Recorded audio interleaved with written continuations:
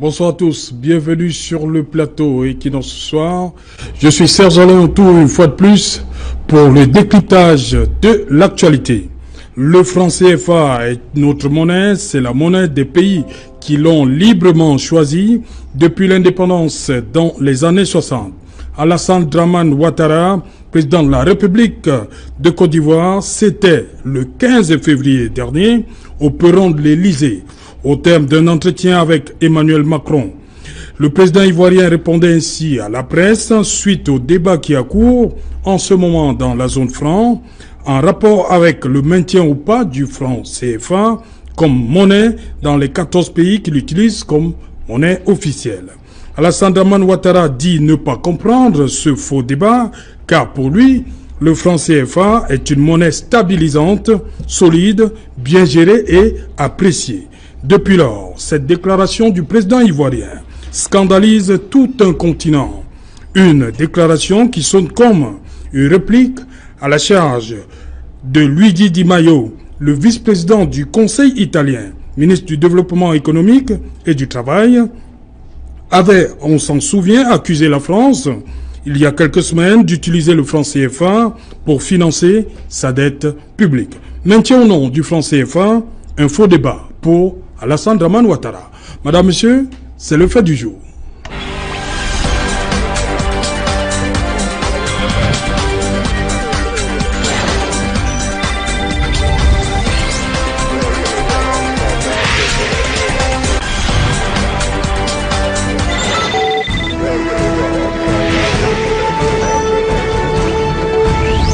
Maintien au nom du franc CFA, un faux débat pour Alassane Dramane Ouattara. Pour en parler ce soir, je suis en plateau avec Léopold Chenjou. Bonsoir. Bonsoir Serge Alain. Voilà, bienvenue. Vous êtes journaliste, c'est bien cela? Évidemment, directeur de publication de l'hebdomadaire Journal du Week-end, oui, qui essaye de trouver son chemin dans le paysage médiatique camerounais. Oui. Voilà. Donc, vous êtes à l'aise sur les questions économiques? Oui, on peut le dire, après avoir été longtemps, après avoir longtemps animé cette rubrique dans un quotidien fort connu de la place, Le Messager, et après avoir participé à un certain nombre de séminaires sur des questions économiques, je crois avoir quelques prérequis pour discuter des questions d'actualité. Okay. Voilà un peu. Mais Serge Alain, si tu permets, tu ne m'as pas souvent refusé quoi que ce soit. Je vais d'abord m'acquitter d'un petit devoir avant d'être ici ce soir. J'ai la mission d'un nouveau fidèle téléspectateur, il s'appelle Jean-Marie Ngouchigné, qui a reçu une médaille de travail aujourd'hui de la part de Côte-Co, et c'est lui qui m'a autorisé ce soir, parce qu'en réalité je devais être à la fête chez lui. Il m'a donc demandé de vous porter ses salutations, ses amitiés, et de vous féliciter par rapport à tout ce que vous faites. Voilà, il s'appelle Jean-Marie Ngouchigné, à Côte-Co. Merci. En face de vous, Georges Semen. Bonsoir. Bonsoir à vous. Bonsoir voilà. À tous les téléspectateurs de votre émission. Bienvenue une fois de plus, Georges. Merci. Et bien évidemment, je salue tous les copanélistes. Vous avez tenu à participer à ce débat-ci par rapport au franc CFA et la sortie du président ivoirien. Exactement, parce que c'est un débat qui est opportun, oui. Il est d'actualité, et je m'intéresse particulièrement aux questions économiques dans les journaux dans lesquels je travaille, oui. Et je me sens bien à l'aise de discuter ou alors de porter une analyse sur cette question, sur ce sujet qui relève du franc CFA, de son maintien ou pas, ou alors de sa suppression ou pas. Je crois que je serai à la hauteur des questions que vous allez me poser. Ok, bienvenue. Vous êtes journaliste, Georges Semen. En face de vous, Fautine Zodio. Bonsoir. Bonsoir Serge Alain, bonsoir à mes co-panélistes ainsi qu'à nos téléspectateurs, surtout ceux fidèles à l'émission Equinox. Voilà, vous êtes acteur social et entrepreneur social, vous dites très souvent. Mais il y a une autre casquette qui s'est ajoutée, vous êtes militant du MRC. Oui, pour répondre à l'appel du président de la République lors de son discours jeudi. Ah, c'est le discours du président du 9. Oui, parce que jusque-là, j'avais peur de la politique. Mais pourquoi le MRC? Il nous a dit... Pourquoi vous avez choisi le MRC et pas un autre parti? J'ai choisi le MRC parce qu'il fallait dans tous les cas choisir un parti. Ah bon? Que c'était le MRC ou un autre parti. On allait toujours dire pourquoi le choix de ce parti. Ok, voilà, merci, bienvenue. Fautine. En face de vous, Roger Oyono. Roger, bonsoir. Bonsoir, Serge Alain. Voilà, vous êtes chercheur en sciences politiques. Oui, chercheur en sciences politiques à l'université de Douala et par ailleurs président du mouvement citoyen J'aime le Cameroun. Dites-nous, Roger, plantez-nous un peu le décor par rapport à cette affaire, le franc CFA. C'est parti de quoi? Comment on en arrive là? Merci Serge Alain de me donner la lourde mission de planter les décors sur le franc CFA. Préalablement, je dirais bonsoir aux populations de l'arrondissement de Zouétélé, spécifiquement du groupement Voguela, qui souffre depuis un certain moment des coupures intempestives d'électricité depuis la mise, c'est-à-dire depuis la construction du barrage de Mekine, qui j'espère va apporter ou bien va rebooster un peu l'énergie de ce côté. Je disais il y a de cela 3 semaines ici qu'il y avait des problèmes partout. Et voilà les populations de l'arrondissement de Zouétélé, dont certains semblent souvent dire que tout semble aller bien là-bas, qui depuis un certain temps n'ont pas d'électricité. Ils en souffrent, ils sont obligés de parcourir parfois 10 km pour aller en ville, pour aller charger des téléphones. Bon, c'est pas ça l'objet du débat. Parler du franc CFA, justement, on ne peut pas commencer à parler du franc CFA sans essayer de faire l'historique. Voilà. Il faut dire aux téléspectateurs que le franc CFA est né le 26 décembre 1945 suite aux accords de Bretton Woods. Et en 1945, on sait que les États africains en général et le Cameroun en particulier, qui, rappelons, avait été sous protectorat allemand depuis le 12 juillet 1884.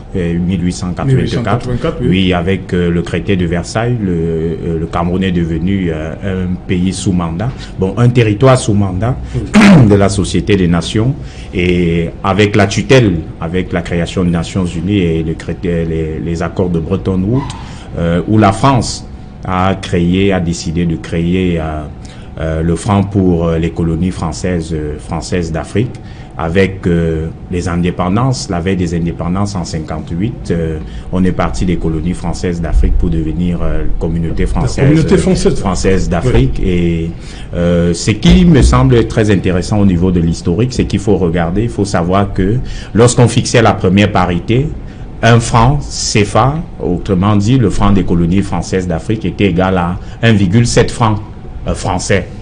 Plus tard, la parité a été revue dans les années 58. On est parti de 1 franc CFA égal à 50 francs français. Et plus tard, avec les traités de Maastricht et autres, dans les années 99, on est passé de 1 euro à 600 francs, à 655 francs francs CFA. Donc, ce qu'il faut savoir, c'est qu'en réalité, si on peut retracer l'histoire du monde, l'histoire fait mal. Dernièrement, on parlait que un élu camerounais avait outragé un pays ami au Cameroun. Il faut également rappeler l'histoire de l'Afrique, Serge Alain. L'histoire de l'Afrique également, c'est qu'après la traite négrière, dont l'abolition générale a été en 1815, ce qu'on appelle communément le blanc. Les blancs n'ont jamais cessé de laisser le noir. C'est pourquoi à partir de 1884, il y aura la conférence de Berlin où il y aura partition de l'Afrique, partage de l'Afrique. Et après le partage de l'Afrique, plus que si nous sommes indépendants en réalité, tout ça venait abolir toutes les conventions qui ont été prises à Berlin. Mais il faut voir qu'au lendemain ou à la veille des indépendances, la France a eu à influencer la naissance des institutions africaines qui allaient avoir l'indépendance nettement avec la création des accords de partenariat et de partenariat monétaire, avec la création de l'UMAC dans la zone de l'Afrique de l'Ouest et la zone de l'UDEAC dans la zone par exemple de l'UMAC en Afrique centrale, c'était ce qu'on appelait à l'époque l'Afrique équatoriale française, qui va plutôt devenir plus tard CEMAC et la CEDEAO avec la CEDEAO et autres. Donc il faut voir dans ce sens que des pays africains qui étaient un peu des pays qui avaient à peine d'indépendance étaient un peu influencés par la métropole qui ne voulait pas totalement lâcher la mainmise, qui ne voulait pas lâcher totalement, je dirais pas leur enfant, mais celui sur qui s'abreuvaient. Hier, il fallait donc se rassurer des lendemains. C'est pourquoi plus tard on a abouti à la création des institutions telles que la CEMAC, qui était l'UMAC à l'époque, et on a abouti finalement à la création de la BEAC, aujourd'hui. Le grand problème du franc CFA, il faut regarder qu'à partir de 2015, il y a eu le ministre en charge de la prospective et des politiques publiques togolaises, Nabako, qui avait commencé déjà à dire que le franc CFA, c'était pas une très bonne chose pour le développement de l'Afrique, suivi par le président tchadien, Idriss Déby. Et dès ce moment, je dirais qu'il y a une sorte de ping-pong qui se joue entre les acteurs. Certains estiment que c'est une très bonne chose, d'autres estiment que ce n'est pas une bonne chose. Donc pour planter le décor, je pense que sur le plan historique, c'est ce qu'il faut savoir. C'est une monnaie qui est née lors des accords de Bretton Woods en 1945 et qui continue à être utilisée par les 14 États, c'est-à-dire qui sont généralement regroupés dans la communauté économique et monétaire des États d'Afrique de l'Ouest et dans la communauté économique et monétaire des États d'Afrique centrale. Ok. Faut-il toujours comment comprendre que, comme il a dit, c'est le ping-pong? Mais c'est un peu, pour ramener la chose chez nous, c'est la danse et bafia. Un temps, on dit, on veut sortir, après, on ne sort pas. Qu'est-ce qui les bloque? Qu'est-ce qui empêche concrètement les États africains de la zone franc de franchir le pas? Qu'est-ce qui coince? Bon, Saint-Jalin, je ne vais pas commencer ce débat sans rendre hommage au tout premier penseur africain à avoir traité la question du franc CFA. Il s'appelle le professeur Tchundjian Poemi, et quiconque tente de l'oublier dans la démarche ne comprendra rien, parce qu'il est quand même le tout premier africain à avoir dit au chef d'État africain, voilà comment ça fonctionne, voilà pourquoi vous n'aurez pas de développement. Alors le véritable problème du franc CFA se situe justement dans sa dimension historique, comme Roger a bien pu le relever. Mais un autre détail, c'est qu'il faudrait quand même que les Africains sachent qu'avant 1945, la zone franc était déjà créée en 1939, alors que la France a été occupée par l'Allemagne. Donc vous voyez le paradoxe, un pays occupé par un autre qui a vu ses institutions être assiégées, a quand même réussi l'exploit d'aller sur un autre continent, créer une zone franc, et le franc CFA va naître plus tard juste pour parachever le projet de la zone franc. Alors, pourquoi les États d'Afrique francophone ne sortent pas du franc CFA? La réponse se trouve sur plusieurs dimensions. D'abord, la première dimension est intellectuelle. C'est que l'intellectuel africain ayant bien assimilé les codes académiques occidentaux s'engage plutôt dans l'art de la spéculation lorsqu'il s'agit de cette question, et ne parvient pas à s'affranchir directement et comprendre que la question monétaire fait partie quand même des objets de souveraineté d'un État. La deuxième dimension, c'est la dimension politique. La dimension politique et la dimension géopolitique. C'est que, est-ce que les chefs d'État d'Afrique francophone ont la légitimité pour s'affranchir d'une telle question et ne pas subir, c'est-à-dire et obtenir l'adhésion du peuple lorsque ceux qui sont de l'autre côté vont décider, parce qu'il faut se le dire, il ne faut pas qu'on se le cache. Sortir du franc CFA demande aujourd'hui beaucoup de courage, parce que ce soit Sylvanus Olympio, que ce soit, en fait, on peut citer comme ça, que ce soit Thomas Sankara, que ce soit Sékou Touré, tous ces chefs d'État ont essayé de battre une monnaie pour eux-mêmes, malgré qu'ils n'avaient pas assez de compétences pour gérer la question, mais ils ont vu tomber sur eux une foudre venue de la métropole, qui estime que l'esclave veut déjà s'affranchir et désormais contrôler ses richesses. Alors, aujourd'hui, les chefs d'État africains ne parviennent pas toujours à comprendre qu'il faut prendre la décision en main et subir les conséquences, parce que s'il y a d'un côté les agents techniques de nos ministères et des conseillers économiques de nos chefs d'État qui essayent par tous les moyens, parce que là la plupart ils sont obèses de diplômes, ils essayent par tous les moyens de convaincre les gouvernants que sortir du franc CFA sans se préparer va plonger l'économie de nos nations. Je dirais, il faudrait que le peuple africain comprend une fois pour toutes que si nous continuons d'utiliser le franc CFA, c'est parce que nous n'avons pas obtenu notre indépendance ou parce que le processus de notre indépendance n'avait pas, je dirais, en fait, que nous avons raté le processus de notre indépendance. Il faudrait qu'on se le dise une fois pour toutes que ceux qui pensent qu'ils sont indépendants, mais utilisant une monnaie qui était considérée comme la monnaie des colonies, ne le sont pas pourtant. Parce qu'il y a un autre détail qu'il faut noter, c'est que le franc CFA aujourd'hui est considéré comme le bras armé de l'impérialisme. C'est le bras, en fait, même pas considéré, c'est le bras armé de l'impérialisme. C'est à travers lui qu'on peut avoir les ressources naturelles sans toutefois les acheter, qu'on peut contrôler l'économie, qu'on peut contrôler la souveraineté, qu'on peut contrôler l'action politique. Et comme nous avons des dirigeants qui ont, dans la plupart des temps, pour seule et unique mission, la préservation du pouvoir, personne n'aimerait donc perdre son pouvoir. Par conséquent, personne n'ose se prononcer sur le franc CFA. Alors, quand vous voyez monsieur Alassane Ouattara, l'actuel président ivoirien, se prononcer sur la question, il faut quand même noter qu'il est un ancien directeur adjoint au Fonds monétaire international et que c'est quand même durant son mandat de ce côté-là que nous avons subi la dévaluation, d'ailleurs qui a endeuillé le continent. Et aujourd'hui, il continue donc de défendre cette monnaie-là, qu'il a d'abord lui-même contribué aujourd'hui à son existence jusqu'en 2019, alors qu'on croyait, parce que le franc CFA est encore l'unique monnaie coloniale qui reste sur la planète. Il faudrait que les gens se disent, et il fait partie des derniers vestiges de la colonisation, et si on ne peut pas le démanteler, je ne dis pas abandonner, parce que ceux qui essaient de dire qu'il faut abandonner quoi, il faut essayer de le démanteler. Parce que figurez-vous pour sortir et que la France se retrouve encore aujourd'hui être occupée par l'Allemagne. Les pays d'Afrique qui estiment qu'ils ne sont pas encore matures pour sortir du franc CFA feront comment? Vont-ils encore aller lutter auprès de la France pour devenir des tirailleurs après? Ou doivent-ils prendre leurs décisions en main et battre leur monnaie? Parce qu'on ne fabrique pas la monnaie, ce qu'on appelle BA, ce qu'on appelle BCAO, etc. Eux sont je dirais des agences du trésor public, français installées en Afrique, parce que le rôle d'une banque centrale est d'émettre la monnaie. Alors, mais nous n'émettons pas la monnaie. Nous portons la monnaie dans des cartons.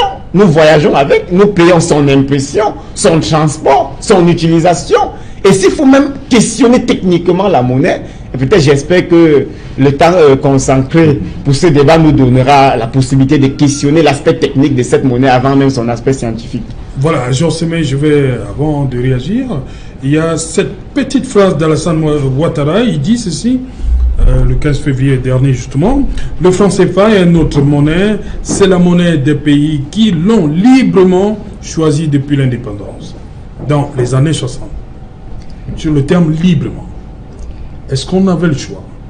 Écoutez, je pense que l'historique de la création du franc CFA a été abondamment évoqué par les deux précédents. Mais pourquoi Alassane Ouattara parle de libre? Je pense que le contexte a profondément changé. Voilà. Le contexte a évolué et Alassane Ouattara a été tout à fait clair. Ce n'est pas le couteau sous la gorge qu'on a obligé les États de l'Afrique à consentir au franc CFA. Il y a eu des mutations, il y a des évolutions. 1960, comme il a dit, n'est pas 2019. Il y a certainement eu des évolutions et je partage tout à fait le point de vue d'Alassane Ouattara, comme je partage le point de vue de mon copanéliste Fauting, qui constate que certainement il y a des choses à redire sur le franc CFA. Je partage également le point de vue du président de la commission de la CEMAP, qui a dit il y a quelques jours à Paris qu'il est important de faire le bilan du franc CFA. Il est important de poser les perspectives sur le franc CFA à travers un colloque international. Donc, je crois que ce n'est pas une question tabou et arrêtons de penser que le franc CFA n'a été que défavorable à l'Afrique. Pas du tout. Il a ses avantages et il a ses inconvénients. Et Alassane Ouattara n'est pour rien dans la dévaluation du franc CFA. Absolument pour rien. Il était DGA du FMI à l'époque, bien sûr, mais c'est dans les rapports financiers, dans les rapports monétaires entre la France, l'Union européenne et l'Afrique, la zone franc, qu'il y a eu dévaluation du franc CFA. Donc, arrêtez de décider de faire porter le chapeau de la dévaluation ou alors des défaillances du franc CFA à quelqu'un alors qu'il n'en est pas l'auteur. C'est un débat actuel. c'est un débat opportun et vous avez bien fait d'inscrire ce sujet à votre émission. Peut-être dans le déroulé de l'émission, nous allons clairement approfondir ce qu'il en est des tenants et des aboutissants de ce franc CFA. Mais il faut quand même rappeler aux téléspectateurs que l'Afrique, les 14 États de la zone CFA ont tiré des avantages incroyables de leur appartenance du ralliement d'abord au franc français et à l'euro ensuite. Mais également, il y a des avantages énormes qu'on pourra développer tout à l'heure. Donc, ne faisons pas comme si on nous a asservis ou alors ça nous a été imposé par la France d'avoir un partenariat monétaire avec. Non, vraiment, il faut laisser ce discours-là et regardons plutôt le bilan qu'on peut faire de ce partenariat monétaire qu'on a eu depuis 1960 avec la France et poser les perspectives telles que le débat nous l'impose aujourd'hui. Ok, le prochain jour, une monnaie stable, vous êtes d'accord avec Ado? Moi, excusez-moi de vous le dire, j'ai comme l'impression que ce débat sur le franc CFA, pour ma part, est un débat futile. Parce qu'en réalité, on a comme l'impression qu'on laisse le vrai problème pour spéculer autour d'un problème qui en réalité n'existe pas. On ne va pas dire ça c'est clair. Et il le dit escalité, il s'est dit qu'il a de l'expertise, il a de l'expérience avec une certaine aisance pour le dire. Le problème du franc CFA, tel que on essaye de remonter en surface, c'est de faire croire aux gens que certains pays, parce que là il faut comprendre, c'est-à-dire que vous allez voir que la question du CFA est beaucoup plus accrue dans un certain nombre de pays. C'est-à-dire que cette question-là, on le débat avec une certaine force, une certaine véhémence dans un certain nombre de pays. Parce qu'en réalité, il s'agit de quoi? On va pas nous faire croire que le problème, et c'est peut-être là le devoir du journaliste que nous sommes, de faire croire aux gens, de faire comprendre aux gens que le problème, ce n'est pas, c'est-à-dire que ce n'est pas en sortant du franc CFA que nos problèmes seront résolus. Qu'on va se développer. Qu'on va se développer. Oui. Parce que quand vous allez vous écouter ce que les gens disent au bord de la rue, vraiment, si on sort du franc CFA, là, on aura beaucoup de... Non, il faut dire aux gens que le problème n'est pas là. Le problème est ailleurs. Et comme l'a dit Georges Sémé, c'est qu'en réalité, de mon analyse profonde, j'ai comme l'impression qu'on a plus d'avantages justement à rester avec cette monnaie-là, peut-être évidemment en réaménagement les accords qui nous lient par rapport à la France. Le dit justement. C'est de ça qu'il est question. J'ai souvent une histoire que j'aime raconter. Excusez-moi, je vais rentrer dans mon village. Il s'appelle Bamenjou. Je suis au village à Bamenjou, oui, bien sûr. Je suis au village, je suis en plein centre-ville. J'ai envie de manger le manioc avec l'avocat. En plein centre-ville. Je cherche, il n'y en a pas. Parce que, soit dit, les 3-4 femmes qui d'habitude viennent vendre ce matin, elles étaient allées à un deuil. Donc, il n'y avait pas ça. Et j'avais envie de manger. J'étais parti de Douala, j'avais envie de manger ça. Il n'y en avait pas. Alors, vraiment, contre ma volonté, j'ai dû manger autre chose. Sauf qu'au même moment, j'ai envie de faire des photos avec mon téléphone et je me rends compte que ma carte mère est pleine. J'ai besoin d'une carte mère. Je me retourne, je demande la carte mère chez le premier boutiquier du quartier. Le gars me sort la carte mère. Laquelle carte mère vient de la lointaine Chine. C'est-à-dire que l'avocat, le manioc qui est produit dans mon village, je ne l'ai pas. Mais j'ai facilement un produit qui vient à 10 000, 15 000 km. Et ça, c'est l'un des avantages. C'est l'un des avantages des accords de partenariat entre les États du franc CFA et la France. Mais ça c'est l'aspect technique et financier. Moi, je voudrais dire qu'en réalité, c'est ça le problème. C'est-à-dire que tant qu'on ne va pas... Les panélistes computing disent ça, genre. Tant qu'on ne va pas résoudre, vraiment les vrais problèmes, tant qu'on va passer le temps à surfer, bien sûr. Tant qu'on va passer le temps à surfer, sur l'irréel, on va se retrouver dans cette situation. Le problème, ce n'est pas le franc CFA. Je crois qu'il y a des problèmes sous-jacents à ça. On peut renégocier un certain nombre d'accords, mais vraiment en l'état. Je veux juste ajouter que je suis très gêné de comprendre nos jeunes intellectuels défendre une monnaie de singe. Ça dit quand tu vois des gens qui ont pris la peine d'aller à l'école, qui ont étudié et qui ont conscience de leur histoire de coloniser, dans leur langue. C'est une monnaie de singe. On fait de la politique. Allons-y, on va dire que leur finance de l'économie. Allons-y tout doucement. Voilà ceux qui disent que le franc CFA est une monnaie stable. Parce que là, il n'a pas répondu sur la question de la stabilité. qu'est-ce qu'une monnaie stable? Est-ce que les Africains ont même conscience de ce que c'est que la monnaie? Est-ce que vous savez que pour avoir ça, mais, je vous ai dit ceci. Allez-y, l'intellectuel africain qui reçoit la culture de celui qui gère sa vie politique, économique et militaire ne peut rien dire d'autre que ce que lui il a appris à l'université dans des documents que ceux-là ont écrits. Il s'agit d'un problème d'assimilation et ça a bien réussi. Mais je vais y arriver. Maintenant, répondre, est-ce que le franc CFA est une monnaie stable? Qu'est-ce qu'une monnaie stable? C'est la première question qu'il faudrait se poser. Est-ce que les pays qui ont des monnaies non stables ne se développent pas? Parce que rester seulement sur le cas d'une monnaie stable, c'est un peu comme si la stabilité monétaire était un atout incontournable pour le développement. Nous avons vu des pays comme le Vietnam qui ont décidé de battre leur monnaie, qui est 10 fois plus faible que le franc CFA. Je dis 10 fois plus faible. Pour avoir un don vietnamien, il faut avoir... Pour avoir 1 euro, il faut avoir 12 000 dons vietnamiens. 1 euro. Contrairement aux Africains qui ont besoin juste de 650 francs CFA pour obtenir 1 euro. Vous comprenez que le fait que le Vietnam gère sa monnaie génère 2 conséquences positives.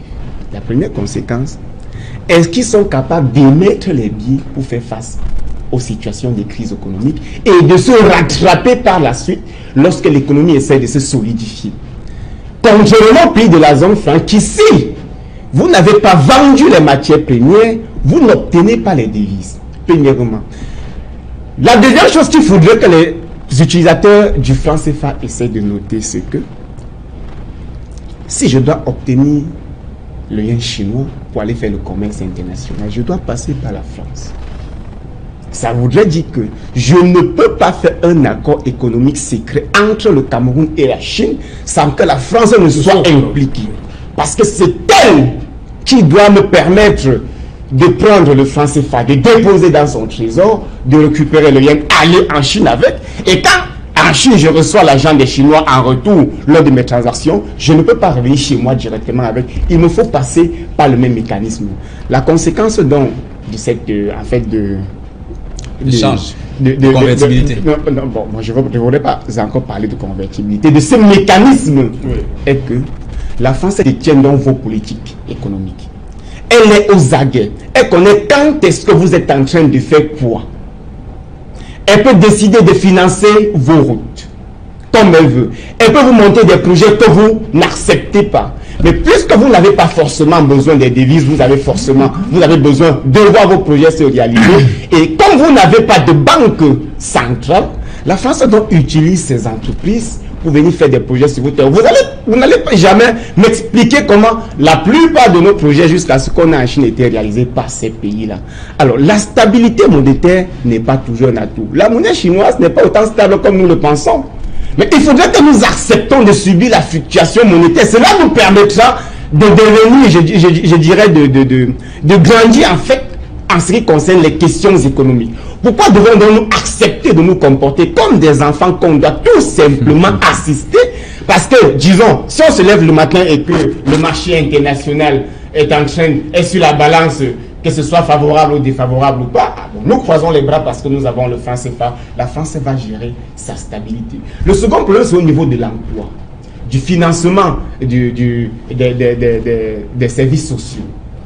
Est-ce qu'avec une monnaie que vous n'avez pas son plein contrôle, dont vous ne pouvez émettre les billets comme vous voulez, dites-moi comment vous pouvez par exemple financer les soins de santé dans votre pays sans que celui qui produit vos billets de banque ne soit au courant? Dites-moi comment c'est possible.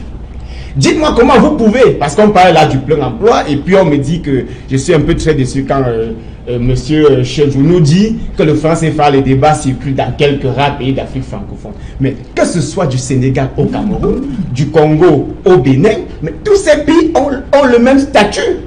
Ça veut dire que ce sont des pays qui ne se sont pas développés depuis 1960. Ce qu'ils se sont concentrés de faire, c'est de construire quelques villes qu'ils appellent capitales. Et là, on peut avoir quelques gratte-ciel, mais sur le plan sur le plan de... Vraiment, pas vraiment. Et les pays qui battent leur propre monnaie pas vraiment sont plus développés. Il a parlé du Vietnam, je vais lui parler du Zimbabwe. Prenons le cas du Zimbabwe. Prenons le cas... Je ne vais pas voir l'actualité aujourd'hui. Vous savez, le taux d'inflation au Venezuela? Non. Au Venezuela, le taux d'inflation atteint les 10 millions, 15 millions de pourcents. Entre le Venezuela et le Cameroun, tu aimerais vivre où? Vous n'avez pas posé cette question. Vous n'avez pas posé cette question. Parce que vous n'avez pas du Vietnam. Je rentre au Zimbabwe. Le Cameroun, quel est le pays le plus prospère malgré le taux d'inflation? Prenez un exemple africain. Arrêtez un universalisme qui n'a pas de continuité. C'est vous qui avez voulu ouvrir les débats hors d'Afrique francophone. Ah non, tu as commencé par parler du Vietnam. Je ne suis pas sûr que dans le classement de l'indice humain, le Vietnam est mieux classé que le Cameroun. 10 fois mieux. Je ne suis pas sûr. J'ai dit, je vais peut-être vérifier, mais je ne suis pas sûr. Non, allez vérifier. Roger Yono, on a vu fin janvier cette sortie du vice-président du Conseil italien qui lui dit Di Maio, il pense que la France continue d'appauvrir l'Afrique par ce mécanisme-là. Oui, il faut savoir que sur la question de l'Afrique, lorsque l'Italie s'est toujours prononcée sur la question de l'Afrique, il faut peut-être remonter encore à l'histoire. Oui. Rappelez-vous que l'Italie n'a jamais accepté sa défaite en Éthiopie. Bien sûr, ça fait que l'Italie, c'est ce géant peut-être fragile, au pied d'argile, qui jalouse toujours ceux qui ont eu à avoir un petit plat ou bien une petite parcelle, une étincelle de donc ce discours venant de Pierre-Louis, je ne veux pas dire qu'il n'a pas, ce discours n'a pas sa place.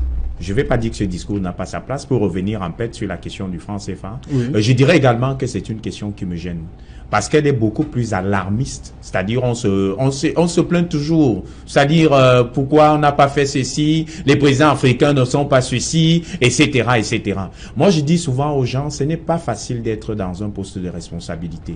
Surtout qu'on est plus appelé, on est plus apte à la critique que face à l'action.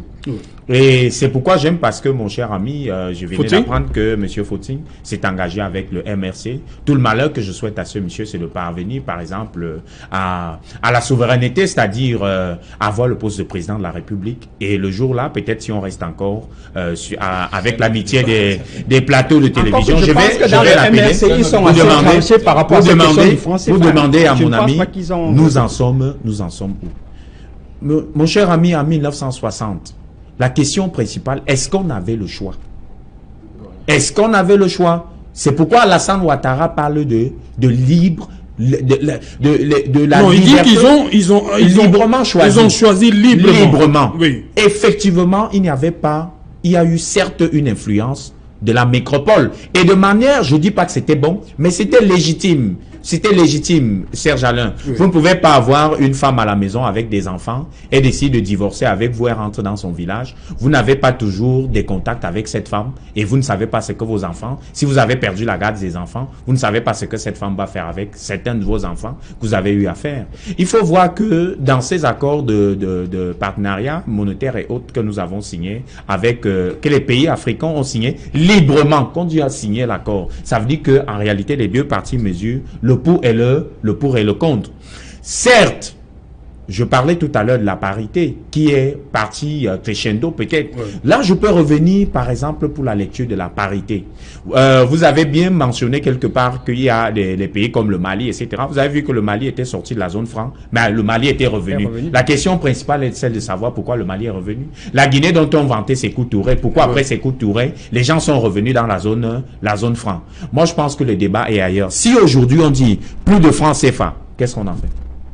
Il y a des gens qui travaillent, là, ils attendent le salaire à la fin du mois. Il y a la jeune maman qui est au marché. Oui, plus de francs CFA, concrètement, qu'est-ce qu'on en fait? Et vous allez voir, c'est le discours qui passe beaucoup plus dans les médias actuels. C'est que lorsque vous vous présentez, vous dites que vous fréquentez ou bien vous faites ceci. Les gens trouvent que vous êtes vraiment, vous ne valez pas la peine, que les diplômes là, c'est les diplômes de la France, etc. et tout et tout. Mais je pense que l'histoire a ses raisons et on ne doit pas les bouder. On ne doit pas les bouder. Ce n'est pas le fait de maîtriser un auteur ou bien ceci. Je pense que l'école a ceci de particulier, c'est que l'école nous donne la méthode. Et maintenant, on applique cette méthode en fonction de nos réalités. On ne peut pas, avec cette réalité, venir aujourd'hui dire que le franc CFA est une monnaie, de singe. Je souhaiterais que mon ami, malgré qu'il soit influencé par l'environnement dans lequel il vit, qu'il rentre encore au choc africain. Je vois si cela va se passer. Si tant est vrai actuellement que nous sommes à une monétarisation excessive même des relations entre les Africains, il va se rendre compte que le franc CFA, pour ma part, a toute sa place. Mais ce qui compte et importe, il s'agit maintenant de revoir des ajustements qui a lieu de faire avec le franc CFA. Le franc CFA nous a permis d'avoir certaines choses. Le franc CFA nous a permis de perdre, comme quoi. Lorsque vous parlez par exemple de l'évolution, lorsque vous parlez de l'évolution des villes, je voulais justement demander les avantages des villes. Je voulais parler, il parlait de l'évolution des villes, qu'on a juste bâti quelques villes qui sont un peu les capitales, machin, et tout. Je voulais dire, mon cher ami, peut-être vous ne connaissez pas le Cameroun. Le Cameroun, qui est mon pays, a 10 régions. Je voulais vous demander de parcourir Maroua. Vous regardez la ville de Maroua, vous regardez la ville de Garoua, vous regardez la ville de Ngaoundéré, vous regardez la ville de Bolova, la ville de Bertois, la ville de Douala, la ville de Yaoundé, la ville de Boya, la ville de Bamenda. Vous allez vous rendre compte que vous qui êtes toujours en train de comparer le Cameroun avec je ne sais quel pays qui a 2 villes seulement qui sont les plus importantes, que le Cameroun est un pays développé. Je vous assure, si on prend le plateau de Garoua, on prend, je ne sais pas, ces beaux quartiers, on les assimile à une ville, je vous assure, vous allez demander que c'est toujours le Cameroun ici. Là, le franc CFA nous a permis d'avoir ça. Et ne soyons pas malhonnêtes ou bien n'ayons pas la science. Excusez-moi, la science infuse de quoi que nous réfléchissons plus que les autres. Si on le fait, on va finir par souffrir d'un intellectualisme analphabète. Et Georges Semen, justement, vous vouliez parler des avantages que ces 14 pays ont pu avoir du fait de leur appartenance à cette zone franc. D'abord, je n'ai absolument rien contre les écueils du franc CFA. Et je crois que le panéliste Fosing l'a clairement expliqué et il a tout à fait raison parce que le franc CFA a ses avantages et ses inconvénients. Mais le débat radical contre le franc CFA est un débat malhonnête. Les tenants de ce débat sont extrêmement de mauvaise foi et malhonnêtes parce qu'ils cachent les avantages que procure le franc CFA aux 14 États de la zone CFA. Il y a les avantages. Le premier, il y a un taux d'échange fixe entre les pays de cette zone CFA et leurs partenaires multilatéraux et bilatéraux. Et c'est ce qui maintient nos économies. Il faut le dire, M. Fauting, il faut le dire à vos téléspectateurs. En plus, sur le plan macroéconomique des États africains, il y a une stabilité des prix sur les denrées. C'est grâce à cette relation partenariale entre le franc CFA et la France. Et il y a également une garantie sur la convertibilité et sur les transferts. Donc, ne vicions pas les débats en brandissant oui, franchement, une libre transférabilité qui est un crime économique. Vous êtes très intéressant dans votre discours panafricaniste et vous êtes aussi éloquent dans votre discours de politicien, mais nous, on est ici en tant que journalistes. Et on doit dire la vérité aux téléspectateurs. Il n'y a pas que des inconvénients dans le franc CFA. On a été en 1960, c'est un contexte. On est aujourd'hui en 2019. Et le débat actuel, depuis Kenny Seba, qui a pris celui de brûler. Voilà le débat depuis Kenny Seba jusqu'à le ministre béninois, le président du Tchad. Le débat a évolué. Et je suis parfaitement d'accord avec le président de la commission de la CEMAC qui dit qu'il faut mettre sur pied, il faut organiser un colloque international pour faire le bilan du franc CFA. Et s'il faut le réajuster, s'il faut revoir les accords, qu'on le fasse. Mais de là à cacher les avantages du franc CFA, je crois que c'est malhonnête et c'est de mauvaise foi. Et Christine Lagarde l'a dit à l'époque, elle était encore ministre des Finances, avant qu'elle ne soit directeur général du FMI. Elle a dit qu'il appartient aux États africains, membres de la zone franc, de souverainement de dire s'ils veulent rester ou sortir de la zone franc. Donc je crois qu'on n'a pas le couteau sous la gorge de rester sous le joug du franc CFA. Donc, disons clairement aux téléspectateurs ce qu'il en est et arrêtons de massacrer tous les jours la Banque de France, le Trésor français. Non, vraiment, arrêtons ce débat. Et en tant que journaliste, on a le devoir de clarifier la situation à ceux qui nous écoutent. Basta. Attendez. Il y a des inconvénients. Je peux revenir sur les inconvénients également. Il y a les inconvénients parce que les pays africains ne peuvent, par exemple, pas dévaluer leur monnaie. Ils ne peuvent pas dévaluer leur monnaie librement. Ils ne peuvent pas le faire. Et il n'y a pas une politique d'échange souveraine de la part de ces États. Également, oui, ça c'est une analyse parfaitement honnête. Par contre, vous avez caché les avantages. Dites aux Camerounais, aux Africains qui nous écoutent, qu'il y a les avantages à être affiliés au franc, à l'euro. Dites-leur ça. L'autre inconvénient, c'est la perte de la compétitivité sur les produits d'exportation. Ça ralentit. Ça ralentit l'économie des pays africains. Mais le plus gros inconvénient, c'est le service du dépôt de garantie de nos francs au trésor français. Ça nous coûte cher. Ça nous coûte doublement et triplement cher. Donc, je crois que lorsqu'on pose cette analyse, faisons preuve de bonne foi, faisons preuve d'objectivité en disant aux téléspectateurs que la relation monétaire entre la France et les États de la zone franc n'a pas que des inconvénients. Et là, vous aurez éclairé la lanterne de ceux qui vous écoutent. Le point. Voilà. Ça, je trouve, vous savez, on est regardé en Mondovision. Moi, je pense que c'est un débat très important pour qu'en réalité, on ne laisse pas prospérer un certain nombre d'idées et de postures exprimées ici. Je pense que sur ce plateau, nous tous, nous sommes d'avis qu'en réalité, personne n'est contre le franc CFA ou bien personne n'est pour le franc. Je suis contre. Faut-il est contre, mais j'ai comme l'impression qu'il y a beaucoup contre le maintien. Qu'il y a beaucoup de mauvaise foi. Non, même parce que je ne suis plus colonisé. Je refuse franc des colonies. Le home, ça ouvre, ça te serait peut-être. Je refuse d'abord ça, en tant que souverainiste. Je refuse d'abord ce. Oui, j'ai comme l'impression comment. Mais d'emblée. Donc, je disais, parlant de Fortune, j'ai l'impression qu'il y a de la mauvaise foi dans ce qu'il dit. Parce qu'en réalité, et comme l'a dit Georges, le rôle de l'intellectuel, comme M. Fortune est, que nous sommes, c'est justement d'éclairer la lanterne de ceux qui n'ont pas le même niveau que nous. Venez sur un plateau de télévision et traiter une monnaie qu'on utilise au quotidien, de monnaie de singe. Vouloir faire comprendre aux gens que cette monnaie ne vaut rien, alors qu'en réalité, il sait bien quelle est la valeur de la monnaie. Je dis quelque part, c'est-à-dire que c'est vouloir, c'est être criminel, entre guillemets. C'est-à-dire que là, on cache la réalité. Je voulais dire quelque chose sur cette question. La première réaction de Macron sur le franc CFA, il a été clair et certain. Il a dit que, attendez, si les pays africains qui utilisent le franc CFA n'en veulent plus, qu'ils sortent de là. Qu'ils sortent de là, bien sûr. Il a clairement dit. Ne faisons pas toujours, parce que tel que présenté par M. Fortune, c'est comme si c'est cette épée, c'est-à-dire que c'est comme si on est contraint par la France d'y aller. Mais si on ne veut pas y aller, de rester dans cette zone-là, mais si on ne veut pas qu'on sorte de là, mais ayons quand même l'honnêteté de dire aux gens que ça n'a pas que d'inconvénients, mais ça a beaucoup plus d'avantages. Et je demande à M. Fortune qu'en réalité, portons le discours ailleurs. Disons aux gens ce qu'il faut vraiment faire. Moi, mon problème aujourd'hui sur un plateau de télévision, ce n'est pas de dire que le franc CFA n'est pas notre monnaie. Qu'est-ce qu'il faut faire? Ce qu'il faut faire comprendre à ceux qui nous regardent aujourd'hui, c'est que le vrai problème de notre économie, c'est que nous consommons ce que nous ne produisons pas. Exactement. Ça devient intéressant. Si on résout ce problème-là, c'est-à-dire que si nous commençons déjà par consommer, ce que nous produisons, la question du franc CFA tel que ressorti par les... Tel que l'exemple que vous avez pris à Bamendjou. Par exemple. Voilà le vrai problème. Dites à ceux qui vous écoutent, à vos militants, que commençons par produire ce que nous consommons. Non, ce n'est pas une question de militants.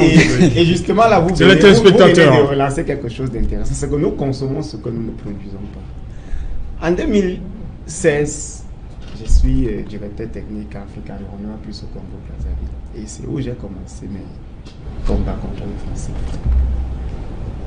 En tant que, depuis 2015, président de la Ligue des jeunes entrepreneurs camerounais, je m'étais rendu compte, après avoir quitté mon premier boulot à la télévision, que le fait qu'on accusait les Africains de ne pas produire ce qu'ils consomment venait justement de ce problème de monnaie. Mais dites-moi comment vous allez faire. Le Chinois vend une boîte de tomates à 50 francs sur le marché. 50 francs CFA sur le marché. Or, si vous partez dans une entreprise camerounaise qui produit les boîtes de tomates, elle risquera de vous facturer la boîte vide à 50 francs. Voilà l'une des premières conséquences. Vous vous rendez toujours compte que les produits fabriqués en Afrique sont parfois 2 à 3 fois plus chers que ceux importés d'ailleurs. C'est d'ailleurs pour ça que tous nos hommes d'affaires sont des importateurs et non des producteurs. Parce qu'il y a un problème monétaire. C'est que notre économie n'est pas assez solide pour supporter le niveau du franc CFA. Je vais vous expliquer. Lorsque vous voulez monter une unité de production, peut-être du ciment,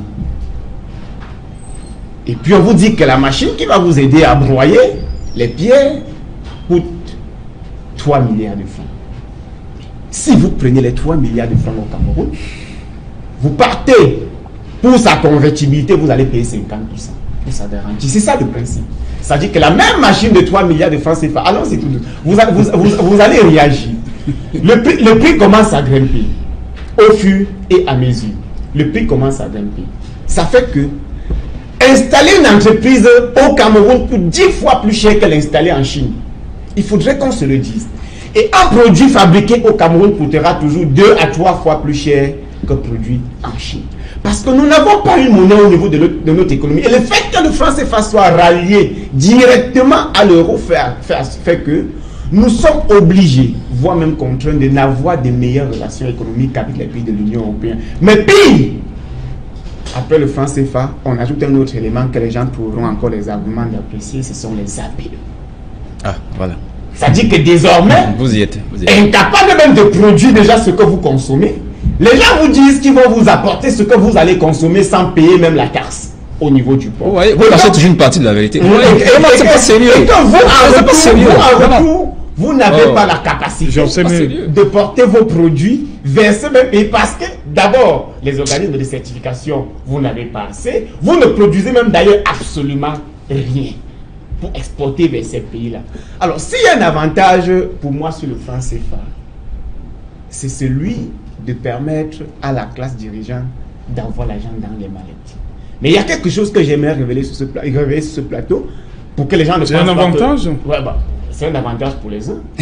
Il faudrait qu'on se le dise. Ça permet quand même aux chefs d'État d'avoir des mallettes d'argent parce qu'ils sont en accord avec les pays producteurs. Mais une autre chose que j'aimerais dire, c'est qu'avec le niveau de corruption qui mine actuellement les pays d'Afrique francophone, il y a une question essentielle qu'il faudrait qu'on se pose pour être honnête. Et si nous avons la planche à billets, est-ce que ceux qui détournent 1 milliard, 2 milliards n'iront pas directement dans l'usine pour porter cet argent dans les cantines?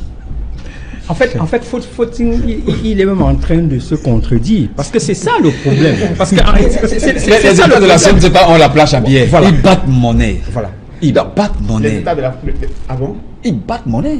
On émet nos francs CFA. À Chamalières. On émet nos francs CFA, monsieur. Vous avez dit quelque chose de bien. Vraiment, là, je suis d'accord avec vous. Et je l'ai dit tout à l'heure. Le dépôt de garantie au Trésor français pèse beaucoup. Ça nous ralentit notre capacité à mobiliser la monnaie. Et ça ralentit nos économies. Je suis parfaitement d'accord avec vous. C'est pour ça que je vous ai demandé tout à l'heure, franchement, d'avoir un débat objectif. Au-delà de ce que vous êtes un homme politique, mais il faut avoir un débat objectif. Déjà, les avantages et les inconvénients du franc CFA. Sur ce dépôt de garantie, je crois qu'il faut toujours le dire que ce dépôt-là est rémunéré. Hein. Et ce n'est pas parce que... Il est rémunéré. Et ce n'est pas parce que on a cette filiation monétaire avec la France que nos entreprises sont mauvaises. Non, ce n'est pas ça. Il y a même pas de lien avec... Il n'y a pas de lien. Il n'y a pas de lien. C'est comme si vous dites que c'est parce que on fait des dépôts de garantie au Trésor français qu'on n'arrive pas à décoller. Que le secteur privé n'arrive pas à décoller au Cameroun. Non. Vraiment, expliquez-moi ça. Aucun lien. Au contraire. Au contraire. Je pense que c'est la question de l'environnement des affaires. Voilà. La question de l'environnement sur les APE. Et il y a aussi l'environnement des affaires. La question de l'environnement de corruption et du manque de surface financière de beaucoup d'hommes d'affaires français. Et du manque même de sérieux parfois. C'est pour ça que l'État du Cameroun, je sais que vous le savez, a créé un bureau de mise à niveau des entreprises dans le cadre des APE. Et les APE, ce n'est pas qu'il y a une inondation des produits qui viennent d'Europe au Cameroun. Non, il y a des produits de plusieurs degrés qui viennent d'Europe sans payer les taxes au Cameroun pour permettre aux entrepreneurs camerounais de booster, pour permettre au secteur privé de se booster. Donc vraiment, quand vous analysez, ne cachez pas une partie de la vérité. Georges Oyono, quelles sont les réformes que l'on pourrait s'attendre? Les réformes que l'on pourrait s'attendre, c'est comme nous étions en train de dire, les chefs d'État africains ont depuis 1960 pris à bras corps le problème. Oui. Ça veut dire que de plus en plus, si la question fait surface, autrement dit, ça veut dire nous sommes à un stade où les gens pensent qu'il faudrait qu'il y ait des améliorations. Les améliorations, par exemple, c'est donc quoi? Peut-être, comme il parlait de Bart Monnaie ailleurs, à Chamalières, en France, etc. Il faudrait voir, peut-être qu'on peut déporter cela ici, en Afrique, dans notre zone Afrique centrale. Mais jusque-là, même, ça ne va pas résoudre le problème de développement des États africains. Le développement, avant toute chose, est d'abord micro. C'est-à-dire, il faut d'abord une volonté interne. Même si vous battez monnaie, vous faites ce que vous faites en Afrique. Tant que nous n'avons pas des personnes sérieuses à même de gérer ou bien à même d'entreprendre, nous allons toujours faire faillite. Ça veut dire qu'en termes de réformes, moi je pense, je fais confiance aux dirigeants africains, contrairement peut-être à M. Fossing, qui parlait des malais des chefs d'État. Je ne savais pas qu'il était le contrôleur des malais des chefs d'État africains. Vous l'appelez je fais confiance aux chefs d'État africains et je me dis, il y aura un moment où la situation sera améliorée. Moi, je ne suis pas fataliste. Okay. Je fais confiance, je me dis, voilà cette jeunesse africaine, on pourra résoudre le problème. Voilà. Bonsoir à vous. Bonsoir Nadine Yambou. Bonsoir Serge-Alain Autou et bonsoir aux invités d'Equinox Soir. Voilà, nous sommes bel et bien vendredi, c'est pourquoi vous êtes là Nadine. Au menu ce soir. Alors ce soir, nous reviendrons sur la récente sortie du ministre de la Communication, René Emmanuel Sadji, a donc réagi sur les informations diffusées sur les réseaux sociaux, lesquelles accusent l'armée d'avoir incendié des maisons d'habitation à Kumbo, dans la région du sud-ouest Cameroun. Le porte-parole du gouvernement dénonce donc une campagne de manipulation tout en précisant que les forces de défense et de sécurité ont mis en déroute les séparatistes tout en incendiant, bien sûr, détruisant leur campement et récupérer leur arsenal de guerre. Dans les précisions que à suivre ce soir au journal de 20h sur Equinox Télévision. Et au regard des crises sécuritaires, socio-politiques qui secouent le Cameroun, un collectif d'acteurs de la société civile et hommes politiques font bloc pour sauver le Cameroun. Le compte des actions ont été présentés ce jour au cours d'un point de presse donné à Douala. Et puis hors de nos frontières au Nigeria, malgré les assurances de la commission électorale quant à la tenue des élections ce samedi, c'est toujours la confusion qui règne dans le pays, qui est dans l'attente des élections à la veille donc de ces scrutins. Des soupçons de corruption ont donc émaillé la campagne électorale achevée jeudi dernier. C'est Serge-Alain Autou. Voilà, Nadine Yambou et toute l'équipe de la rédaction centrale Equinox Télévision à Douala va donc développer pour vous tous ces titres dans le 20h qu'elle va présenter une fois de plus comme tous les vendredis. Quant à moi, je vous retrouve après pour Equinox Soir. Deuxième partie, le temps du débrief, toujours en compagnie de nos 4 invités. Place tout de suite à la pause journal. Rendez-vous vendredi. Voilà, madame, monsieur, dans un instant, la suite Equinox Soir, toujours en compagnie de nos 4 invités.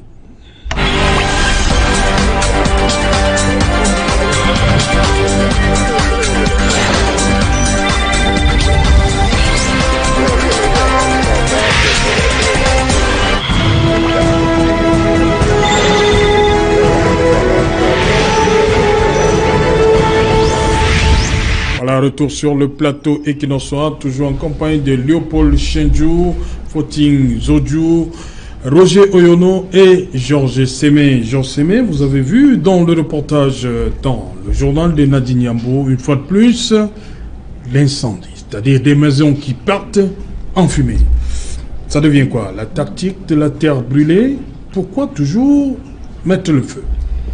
D'abord, ma première réaction, c'est que la crise anglophone s'enlise et que la solution militaire n'est pas la meilleure solution. Je crois qu'il faut explorer désormais d'autres voies et moyens pour résoudre cette crise.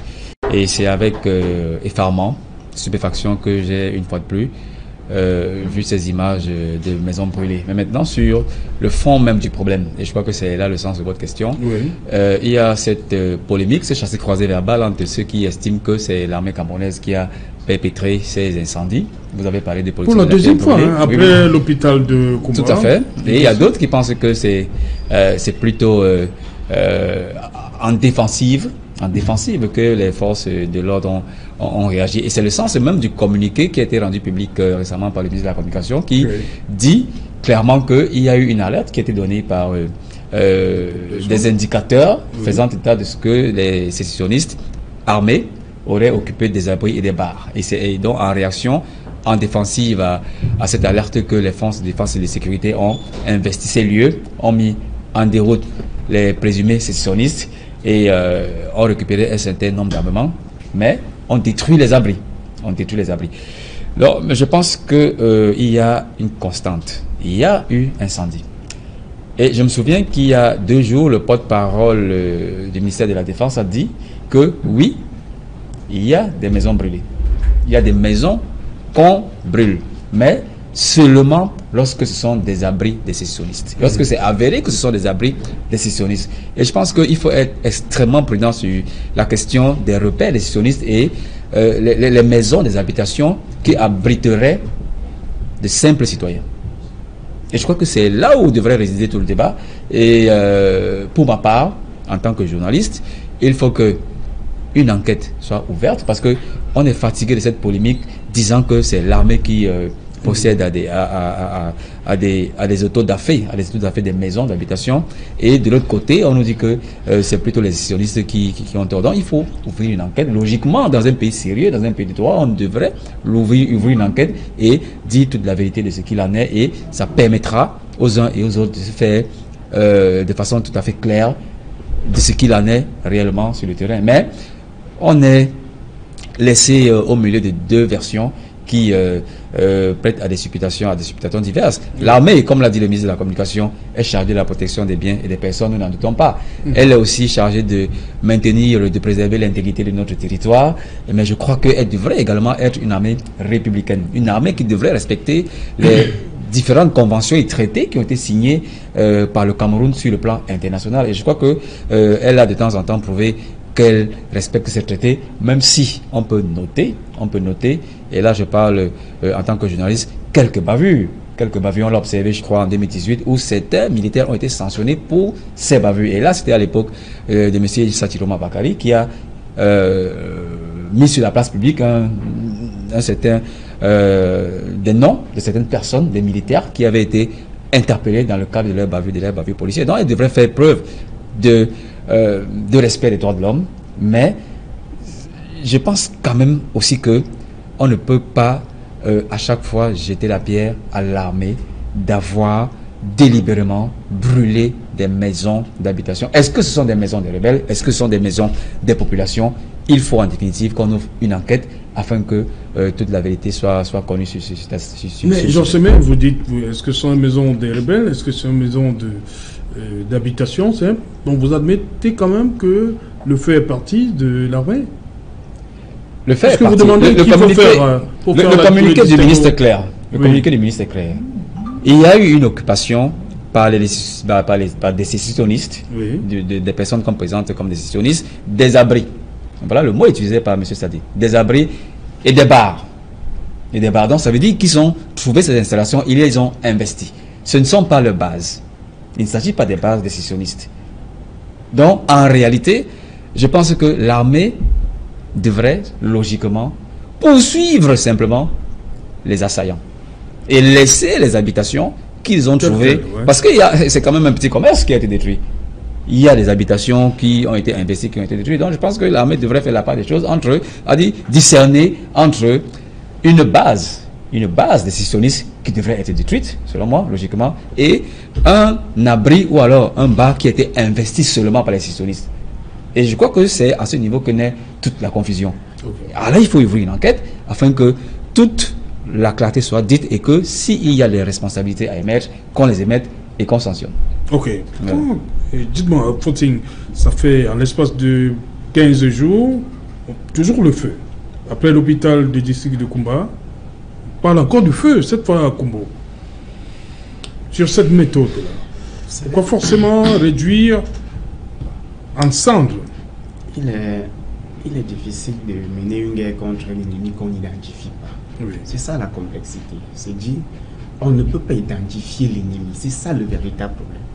L'armée, avec quoi va identifier un sécessionniste?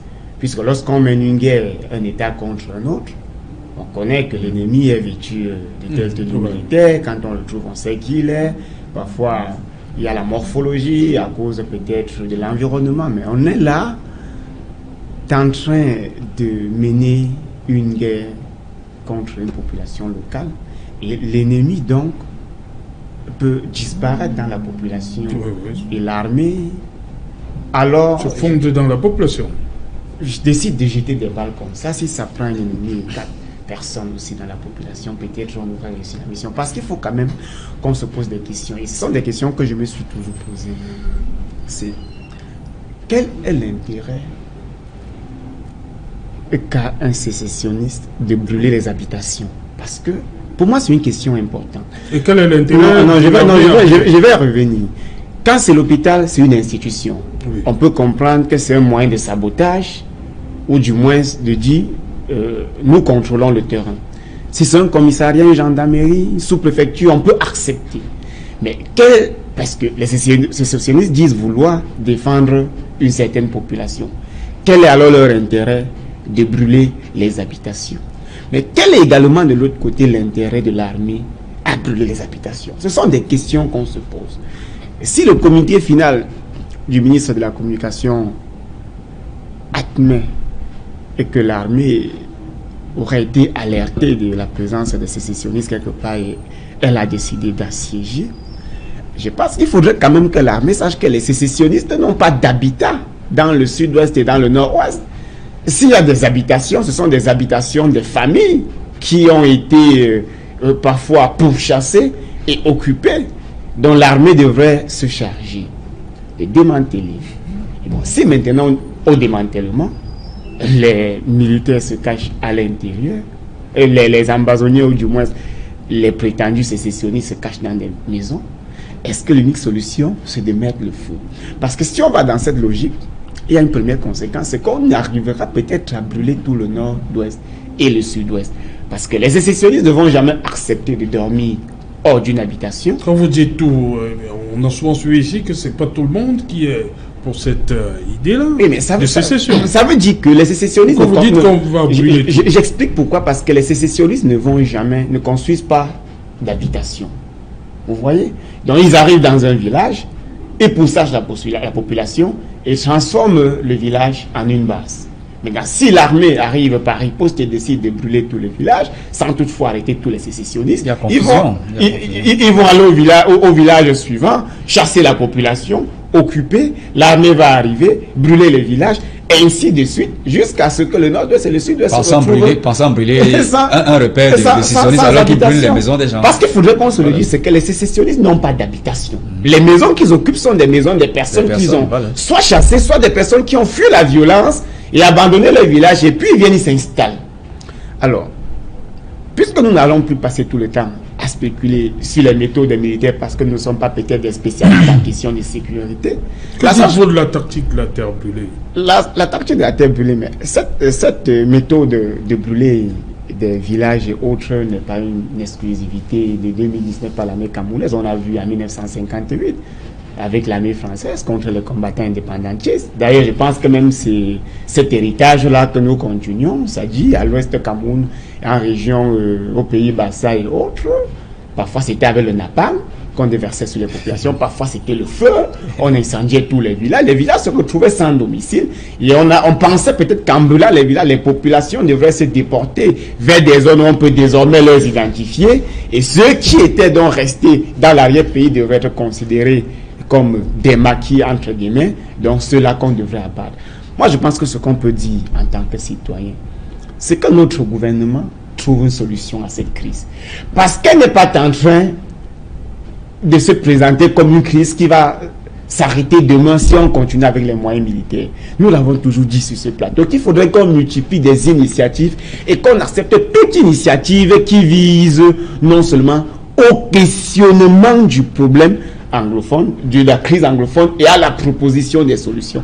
Parce que vouloir faire croire que le gouvernement détient l'exclusivité de la résolution des problèmes internes d'un État, c'est un peu comme si ce gouvernement travaillait pour lui-même et ne doit pas prendre en compte les propositions des citoyens. Vous venez de dire qu'il faut que le gouvernement trouve la solution. Trouver la solution, par exemple. La conférence générale anglophone, par exemple, était organisée par des personnes de la société camerounaise.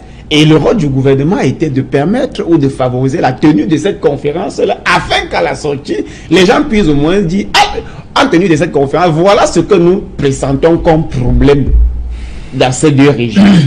Quitte au gouvernement de ne pas appliquer, mais il revient encore à lui de trouver la solution, parce que dans tous les cas, c'est lui qui contrôle les institutions du pays, c'est lui qui est le garant de la paix, et nous, en tant que patriotes, nous ne pouvons que faire des propositions parce que c'est nous qui leur avons donné mandat. Ok. Le procédure Serge, je pense que sur cette question, il faut être un peu très je crois qu'il faut trouver des mots justes. Il faut trouver des mots justes parce que les images que nous avons de ces régions-là sont des images de désolation, sont des images, c'est-à-dire que inhumaines dans tous les cas. Parce que on est là à spéculer sur qui a brûlé la maison, qui n'a pas brûlé et tout ça. J'ai regardé, et sûrement vous aussi, vous avez regardé des images des employés d'une multinationale. Voilà. Des employés qui ont des oreilles coupées, des doigts coupés, passés soi-disant, des bras amputés, passés soi-disant sécessionnistes. Alors, dites-moi bien, si des gens sont capables de venir vous attraper, vous couper le doigt, vous couper les oreilles, tout simplement parce que vous êtes en train de travailler, alors est-ce que ça vous étonnerait que ces mêmes gens soient capables de mettre le feu sur des maisons? Donc moi je pense que sur cette question, ça c'est la deuxième chose, c'est que au-delà de tout, nous devons comprendre, savoir que ces militaires, gendarmes, policiers déployés dans cette zone-là vivent un réel calvaire. J'en ai discuté avec ces gens-là. Parce qu'ils vous disent clairement que même quand il fallait lutter contre Boko Haram, tu savais au moins quand ces gars venaient, tu pouvais faire un distinguo entre lui, entre le Boko Haram et toi. Tu pouvais faire ce distinguo-là. Mais on m'expliquait des situations où, dans des villes... Au nord-ouest et au sud-ouest? Dans le nord-ouest. Oui. Dans des villes comme Bamenda, un militaire est abattu par une jeune fille. La jeune fille l'amène à l'auberge, appelle les sécessionnistes et on vient, on tranche la tête de ce militaire. Alors vous voyez, quand un militaire vous dit qu'ils vivent permanent avec ce risque, tu ne sais pas qui est qui autour de toi. Tu ne sais pas cette maman-là, la maman à qui tu es même en train d'aider à fendre du bois, qu'elle a laissé quelqu'un sous le lit en train de te guetter. Dès que tu tournes le dos, c'est le poignard que tu reçois dans ton flanc. Donc, sur cette question-là, moi je pense qu'il faut qu'on soit assez méticuleux et qu'on prenne vraiment pour dire le communiqué du gouvernement. Parce que je dis, on n'est plus dans un, c'est-à-dire que c'est de la barbarie, de la sauvagerie dans ces régions-là. Et j'en sors pour dire que, comme nous sommes tous d'avis sur ce plateau, il faudrait que le gouvernement trouve une solution. Le politique a la solution à ce problème-là. Le politique a la solution à ce problème. Mais, comme on sait, il y a des gens qui tirent le marron du feu. Il y a des gens qui sont des péchés en eau trouble et qui trouvent leur compte dans cette situation. Malheureusement, ce sont des vies. Roger Oyono, c'est prêt de s'arrêter pour vous? Avec ce qu'on voit là? Prêt de s'arrêter, Serge Alain, je vous disais la dernière fois qu'il ne fallait pas faire la langue de bois lorsqu'il s'agit de parler d'une histoire républicaine, comme ce qu'on appelle la sécession. En réalité, lorsqu'on dit les gens ont brûlé, les gens ont fait ceci, certains, vous trouvez peut-être que ces gens sont irrationnels. Pour eux, ils ne sont pas irrationnels. Pour certains, c'est un business rentable. Si un enfant doit sortir chaque matin, il va casser et il sait qu'après avoir cassé, peut-être il a 25 000 francs. Et lorsqu'il casse, il peut se faire du bénéfice parce qu'il peut trouver votre boutique, il vous égorge, il prend votre caisse. Il va continuer à le faire chaque jour. Lorsque M. Chediou parle tout à l'heure, je suis d'accord avec lui. Sauf que peut-être il n'a pas vu juste. En réalité, lorsqu'on fait une guerre asymétrique, il faut, pour que cette guerre s'arrête, même si le gouvernement ou le politique trouve n'importe quelle solution, ça ne peut pas marcher sans la coopération de la population. Si une maman que vous aidez à fendre le bois n'est pas à même de vous dire que mon fils que j'héberge ici à la maison est un sécessionniste, vous ne pouvez pas résoudre le problème. Il faut la coopération de la population. C'est ce qui a permis à un certain moment qu'on éradique Boko Haram. Parce qu'il y a eu des comités de vigilance qui ont été créés. Ça veut dire lorsque quelqu'un arrive, on vous dit non, celui-là, il est ceci, il est cela. Mais on a un peu une impression comme si la population même est complice dans une certaine mesure. Vous ne pouvez pas me dire qu'un sécessionniste se forme à la population. Non, nous tous nous avons des villages ici. Non. Dans mon village, lorsque quelqu'un entre, on sait qu'il y a tel est étranger ou tel est ceci. Dans mon village, lorsqu'on dit qu'il y a un poulet qui a disparu, il y a un soupçon sur telle personne parce qu'on sait que d'habitude, c'est lui qui peut prendre, c'est lui le volet du village en réalité. Ça veut dire que tant que la population du nord-ouest et du sud-ouest ne coopère pas avec les forces de défense, en réalité, on va toujours continuer avec ça me fait quand même mal lorsqu'on pense qu'une armée, quelqu'un peut être formé avec les moyens de l'État. Serge Alain, je ne sais pas si vous avez un militaire dans votre famille, peut-être moi j'en ai. Et ce n'est pas du tout facile lorsque vous voyez ces gars rentrer de la formation. Ils ont des blessures un peu de partout, etc. Je ne sais pas si vous avez déjà perdu un membre de votre famille au front. Nous, peut-être, nous avions déjà eu des amis ou bien des familles où on a vu perdre des gens au fond. Peut-être les gens ont cru que c'était c'était de la blague, parce qu'ici au Cameroun, on pense toujours que tout parle de la blague. L'ancien ministre, peut-être qu'on parle aujourd'hui, M. Mbengo Edgar, lorsqu'il célébrait, parfois des militaires disparus au champ de bataille. Je vous assure, c'est une cérémonie où vous avez extrêmement mal, vous avez plein d'émotions. Je ne vois donc pas cette armée qui a été formée par les moyens régaliens de l'État arriver dans un village et se mettre à brûler n'importe comment des bâtiments. Je pense que si l'armée brûle les bâtiments, en réalité, c'est parce que l'armée a jugé que ce n'est pas une décision peut-être la plus mauvaise ou la plus bonne, mais c'est la décision optimale. Ça veut dire quoi? Ça veut dire que ces populations, les populations, je vous assure, je voulais dire ça à monsieur Footing la dernière fois, lorsque je disais qu'il fallait aller faire les dons dans le nord-ouest et le sud-est après l'hôpital de Koumba qui avait été brûlé. Je vous assure, si vous allez là-bas maintenant, Serge Alain tout, dès qu'on vous regarde, vous allez rentrer peut-être avec la tête tranchée ou bien la gorge tranchée ou bien ceci. Le but de ces gens, ce n'est pas de savoir quelle est la solution à leurs problèmes ou bien etc. Tout est fait sur le terrain. Si ces personnes, c'était contre les édifices de l'État, j'allais comprendre. Mais pourquoi traquer la population? Vous dites par exemple, vous voulez, quand on dit sécession, ça veut dire que vous voulez la constitution d'un État. Vous aurez un État, vous aurez déjà tué toute votre population avant la constitution de votre État. Je pense en réalité qu'il y a un agenda, et je le dis toujours, un agenda caché dans cette affaire. Si je veux la sécession, ça veut dire que je veux un État. Mais je serai avec qui dans mon État? Avec les populations déjà avec des mains coupées, avec manchots, etc. C'est ça le paradoxe justement du problème. C'est-à-dire en voulant seulement tirer, croire en fait que c'est les sécessionnistes, sans toutefois questionner le pourquoi les sécessionnistes le font, on a donc comme l'impression qu'on est face à un problème aussi facile qu'il faut résoudre par un discours. Parce que ce que nous disons sur ce plateau, c'est que demander peut-être à la population anglophone de coopérer avec l'armée, justement, c'est tout ce que nous demandons. Mais le problème anglophone ou du peuple, le problème de ce côté-là est très différent du problème de Boko Haram. Parce que Boko Haram, ce sont des ennemis de l'extérieur qui traversent les frontières pour venir vous assaillir. Donc vous pouvez vous organiser et les traquer même sans l'armée.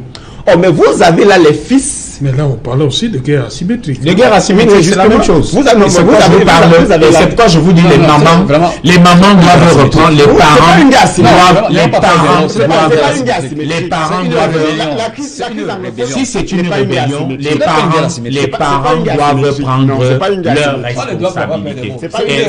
Si c'est une rébellion camerounaise, c'est encore plus facile. Lorsqu'un enfant dérange au quartier, on sait comment faire pour ramener cet enfant à l'ordre. Dans tous vos quartiers, vous avez des enfants qui fument ce qu'on appelle le guet. On sait à un moment Ces enfants, ils ont des grands frères au quartier. Lorsqu'ils ont dit, je ne vais plus entendre que vous avez fait ceci, ils ne le font plus. En réalité, je le dis encore, c'est une interpellation à nos confrères, à nos mamans, à nos pères du nord-ouest et du sud-ouest. Il faut coopérer avec l'armée. Cessez de cacher les bandits et les voyous chez vous. Ces gens qui tuent vos confrères, un jour, ils arriveront également à vous tuer lorsqu'ils vont se rendre compte que vous voulez les dénoncer. Tant que vous ne coopérez pas, nous sommes partis au moins à 50 ans. Non, monsieur,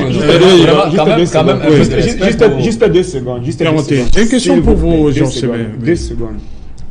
Ça dit que les mamans cachent dans leur maison leurs enfants devenus sécessionnistes.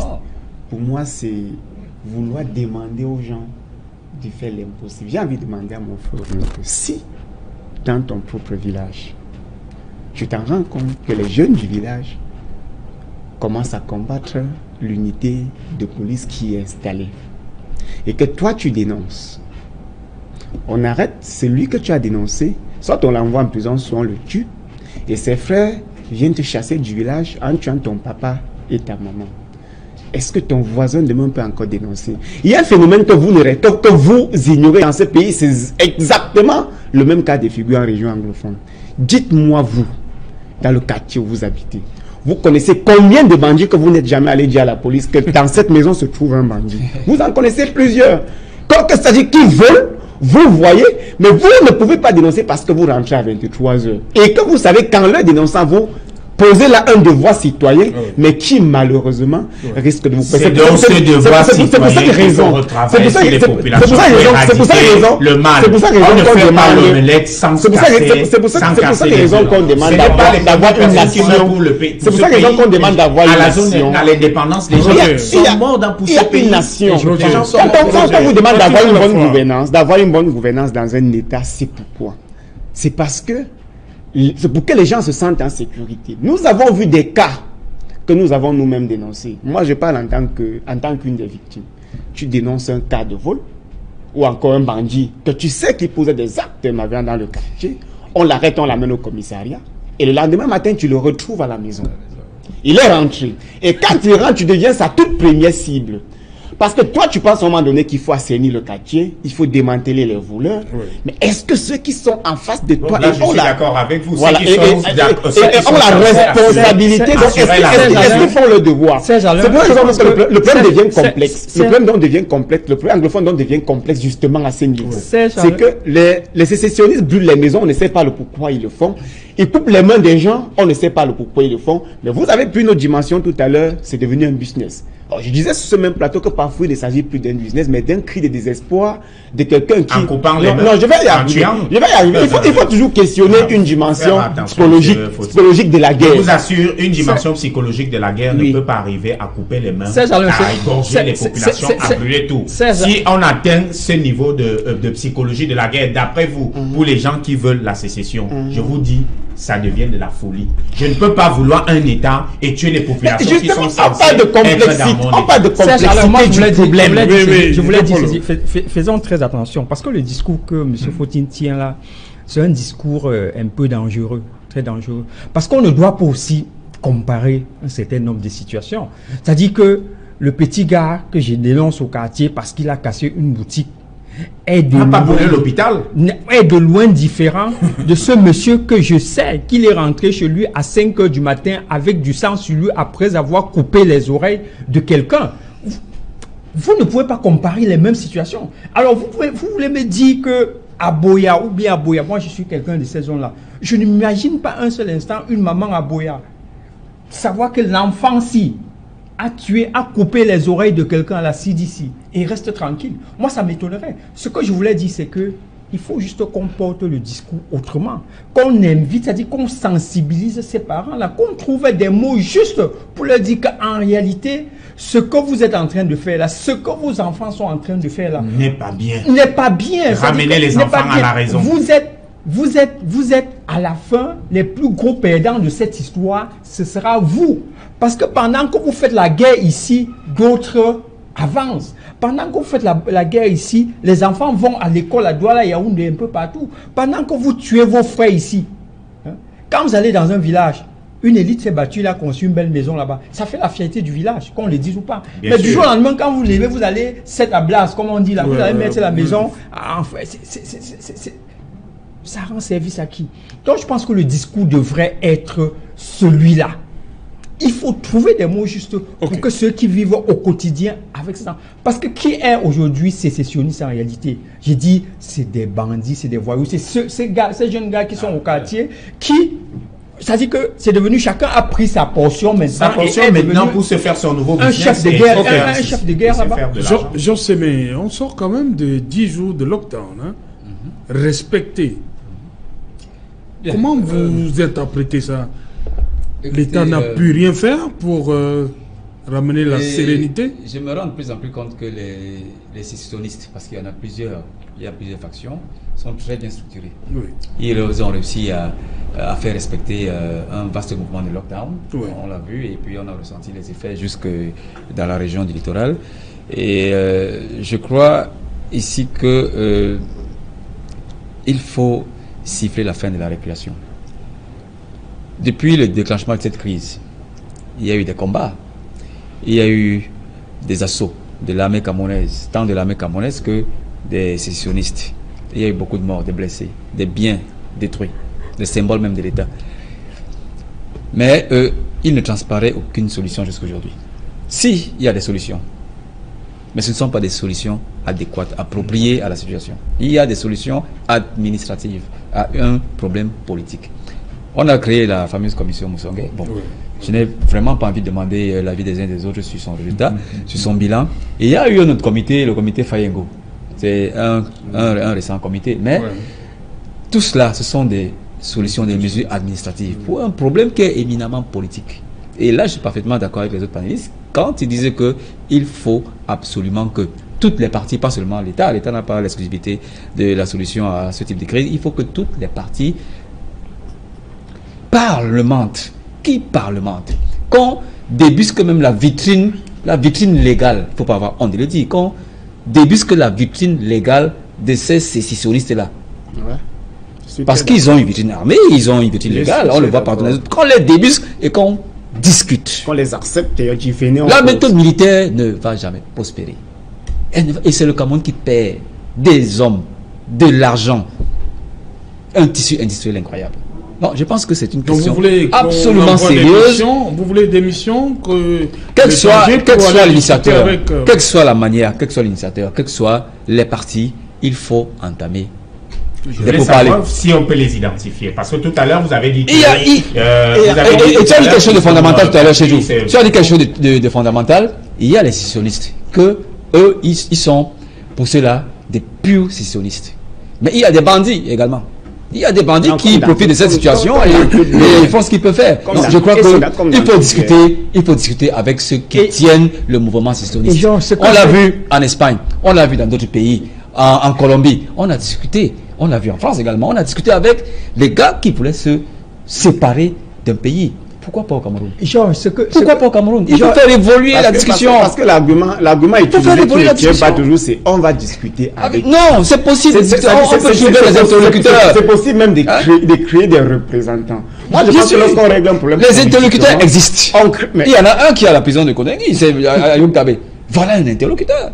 Bien qu'il soit sous les verrous, c'est un interlocuteur. Et il y en a d'autres qui se cachent dans certaines régions là-bas. Ils sont même à l'étranger. Donc je crois qu'il n'est pas impossible d'ouvrir un dialogue avec toutes les parties, même ceux qui sont taxés d'être aujourd'hui des sécessionnistes. Donc les mesures administratives, pour moi, vraiment, ce sont de très belles mesures. Mais elles ne sont pas efficaces. Il faut des mesures politiques. Il faut une assise politique pour discuter des questions politiques. Ce que je veux dire pour qu'on avance. Parce qu'en fait, cette histoire de lockdown, il ne faut pas qu'on se voit les yeux là-dessus. Oui.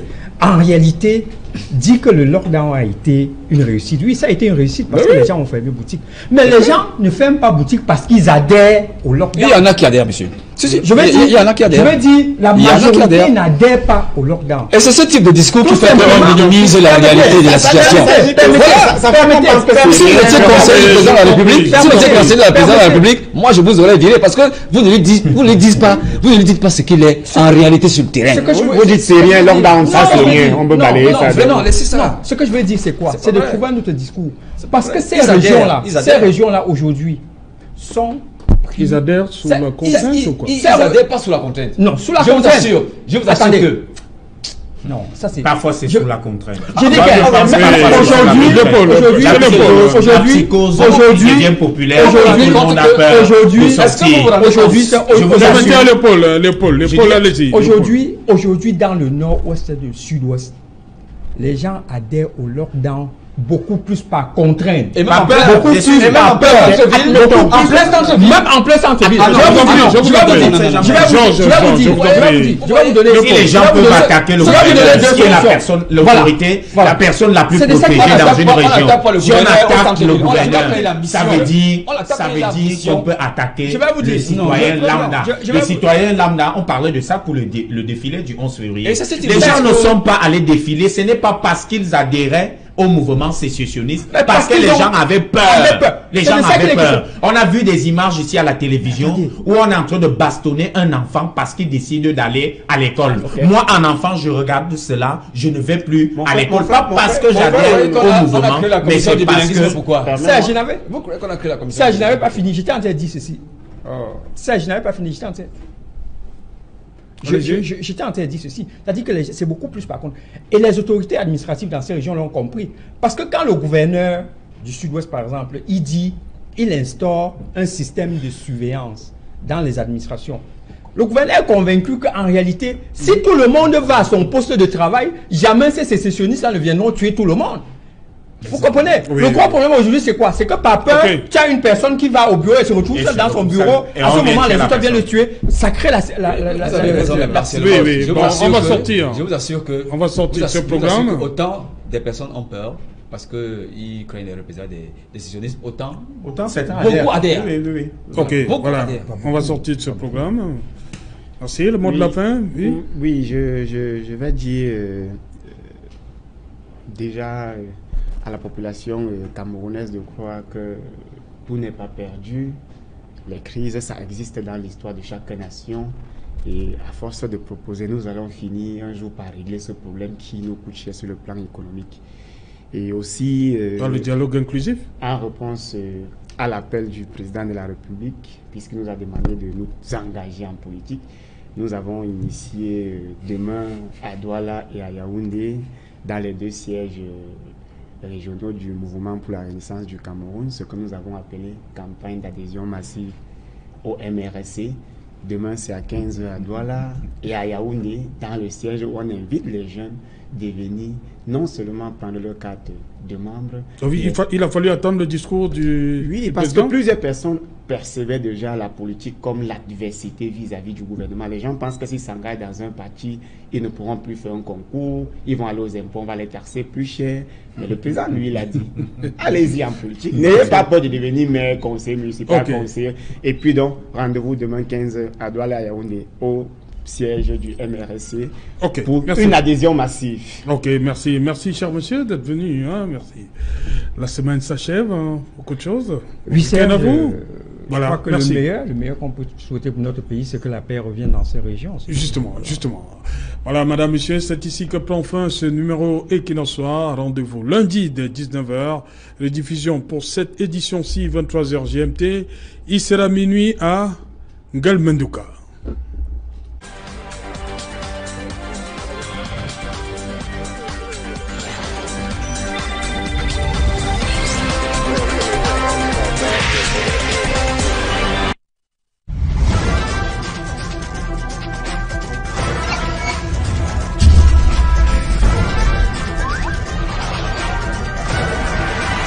Equinox Télévision, au-delà de l'image, nous rendons compte.